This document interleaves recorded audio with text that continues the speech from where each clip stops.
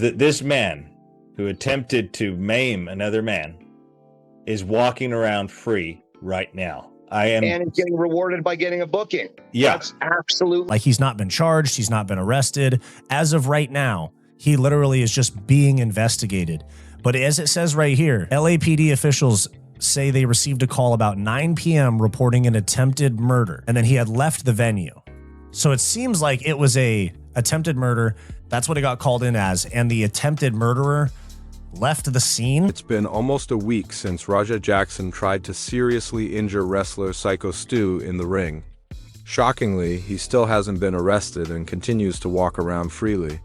Fans are outraged by this and are demanding that Raja Jackson be put behind bars immediately.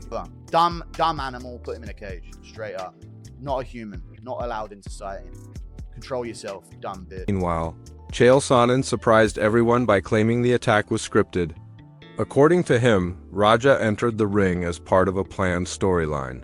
He said Raja waited for the right moment and then went for a double-leg takedown just as they had rehearsed.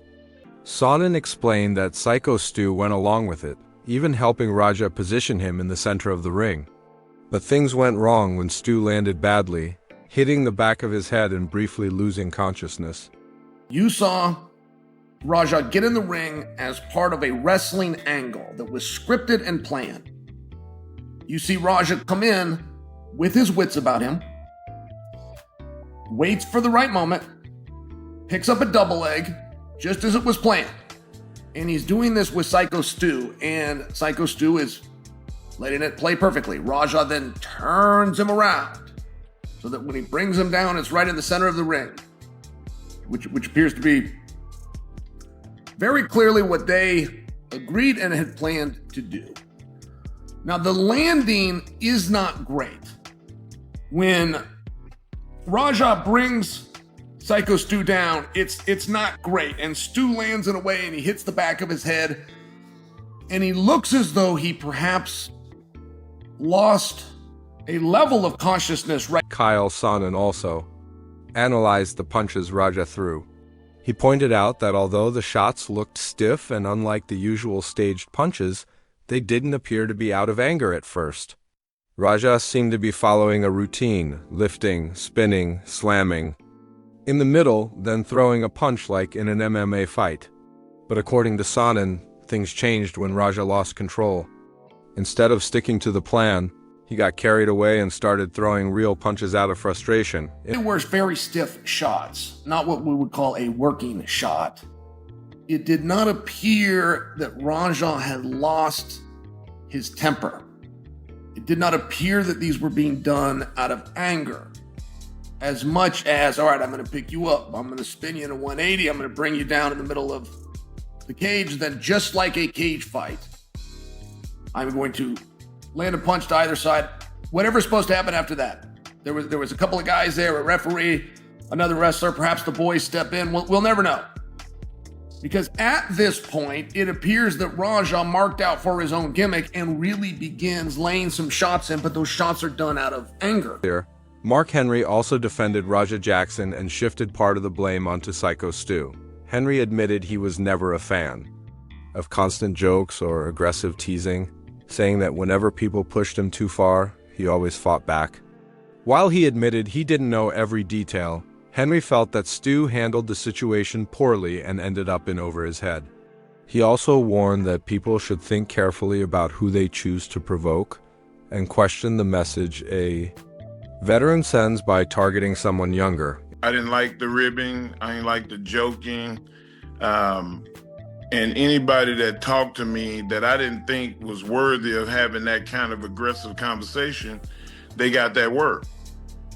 And, I don't know the full story, but I do know what I saw.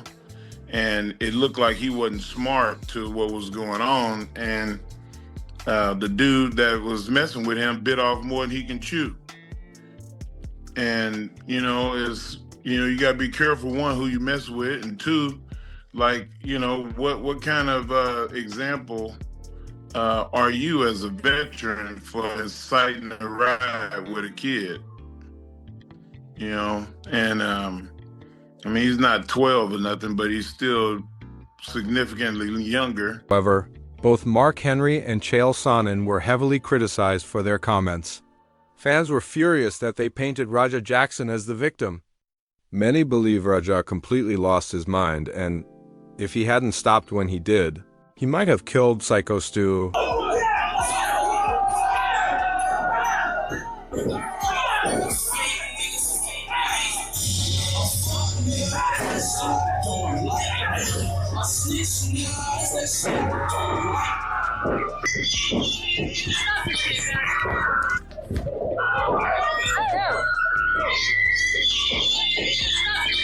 Psycho Stu's close friend, Doug Malawa, sided with MMA fans and said Raja could have killed Stu if he hadn't stepped.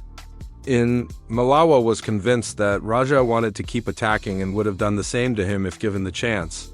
He described Raja as a bully, saying that instead of dealing with his problems, Raja hides behind his father's name and is training to hurt people who aren't prepared for it. He wanted to continue beating up Stu. I think he would have killed him. If you didn't stop it, right? I promise you he would have killed him. He would have killed me if he would have got the best of me. If he would have took my legs out from under me like he was trying to, he was going to do the same thing to me that he did to Stu. Clearly, you watch the stream when he's walking away. I'm tired of people fucking with me. I don't care how many times you've been fucked in your life, bro. I don't give a fuck. If you got a fucking problem with the fucking world and the people around you, change the fucking people around you. Change it up a little bit. Go to therapy. Get some fucking help. Don't take it out on everybody else. And then you want to train by one of the best fighters to ever fucking live, your fucking father, use his fucking clout, use his fucking knowledge, and then you want to hurt people that don't fucking train like that? You're a fucking bully. You're a bitch. Doug Malawa was furious that no one came to Psycho Stu's aid. He revealed that Stu suffered broken facial bones, lost several teeth, and even choked on his own blood during the assault. Malawa explained that Stu was already knocked out from the slam before Raja added more strikes, leaving him seriously injured and disoriented. As Stu's friend, Malawa said he was shocked that others just stood by and did nothing. He apologized to Stu for being let down by people who claimed to be his friends. So to get started with it, what actually happened to Stu? How bad are his injuries? Broken facial bones is from what I'm hearing. Missing teeth. Has no recollection of what happened. Incoherent. And then even from the people closest to it now that I'm disassociating with, they won't even put out the full story.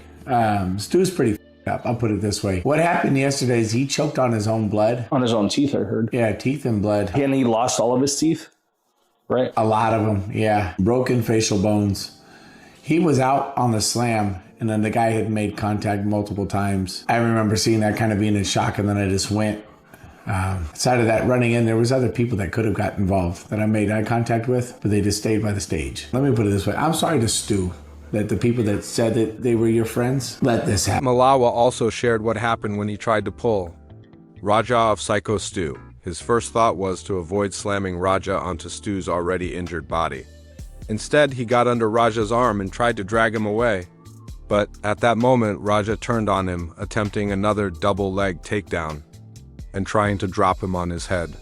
Malawa said he needed stitches after the struggle and believed Raja was trying to do the exact same thing to him that he had just done to Stu. Didn't really get to see exactly what happened, but I know you've got the bandages there. What happened, man? Like, did he let off a few shots on you? What happened in those exchanges between you two? Yeah, and I got stitches right here. What happened was when I first came in there, my goal was to not tackle him onto Stu. I went in, I looked, I assessed, and I said, I have to pull him away from Stu. So that's why I went to the outside and got under an armpit and tried to throw him off to the side. And when I did that, if you look at the video, you could see him shoot for a double leg on me and try to take me down. He was working the whole time to try to get an advantage, get my legs, dump me on my head so he could do the same thing to me that he did to Stu. Doug Malawa didn't hold back in criticizing Raja Jackson's attitude. He said he only stepped in to calm things down, but Raja suddenly went for a sloppy takedown and even punched him in the eye. Malawa insisted he never showed aggression, yet Raja treated him like an enemy. He described Raja as an immature nobody, calling him a cheap clown for attacking an already half-conscious Stu, and then swinging at someone who was only trying to stop the fight. Malawa added that Raja was lucky because he was already worn out from his earlier match, or things could have ended differently. When we're in the ring and I'm breaking it up and he shoots a double leg on me, by the way, work a better double leg, you prick. And then I'm telling you to calm down. I'm not even fighting. I'm not even being hostile. Then you're trying to work and get lower, do this, change positions, and I'm over here having to swim with you, all this other shit. And then you punch me in the eye. After we're breaking it up, you loser. That's why you got headbutt, and that's why I punch you, and you're lucky I was tired from the match before this. What kind of person are you? You low-life clown. You want clout, so you beat up a guy that's half unconscious. You punch a guy that's trying to break up a fight and not even trying to fight you. I wasn't even trying to hurt you. The is wrong? That's it for today's video. We hope you enjoyed the coverage. Let us know your thoughts on this shocking incident in the comments below.